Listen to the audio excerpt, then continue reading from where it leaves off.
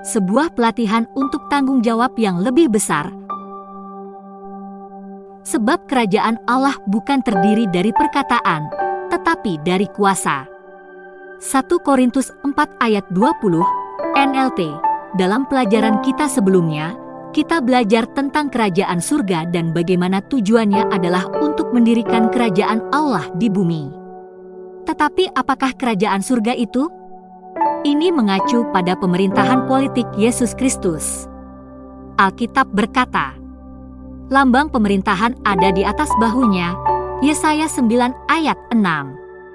Ini berurusan dengan struktur dan pengaturan politiknya.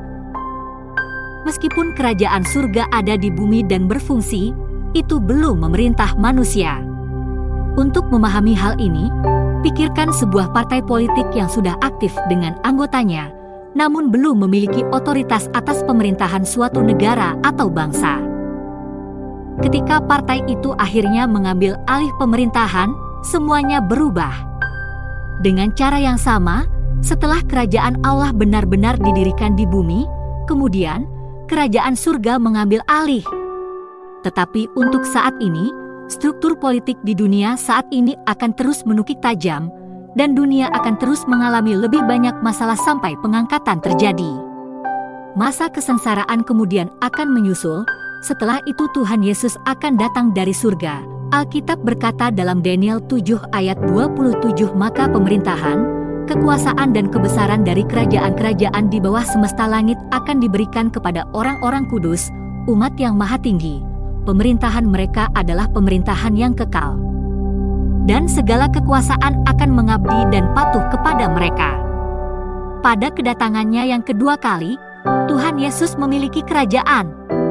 Dia akan menegakkan struktur politiknya di bumi dan mengambil alih. Haleluya! Dia akan memerintah dan mengatur, dan pada akhirnya menyerahkan kerajaan kepada Allah Bapa. Pahami bahwa semua hal yang kita lakukan untuk Tuhan di bumi saat ini bukanlah tujuan akhir, itu adalah pelatihan untuk tanggung jawab kerajaan yang lebih besar di masa depan. Oleh karena itu, layanilah Tuhan dengan sepenuh hati, dan putuskan untuk mencapai hal-hal besar bagi kerajaan. Ketahuilah bahwa ada masa kesudahan. Mari kita berdoa. Bapa terkasih, aku dengan sadar menginvestasikan waktu, tenaga dan sumber daya dalam pendidikan dan pelatihan jiwaku untuk tanggung jawab kerajaan yang lebih besar di masa depan. Aku terinspirasi dan dibentengi untuk kehidupan kerajaan di dalam dan oleh firman. Aku diposisikan untuk kebesaran, menjalani kehidupan yang berkemenangan dan makmur melalui kuasa dan pekerjaan efektif dari firman-Mu di dalamku, dalam nama Yesus. Amin. Ayat renungan hari ini terdapat dalam Markus 1 ayat 14, Matius 3 ayat 1-2, Matius 10 ayat 7.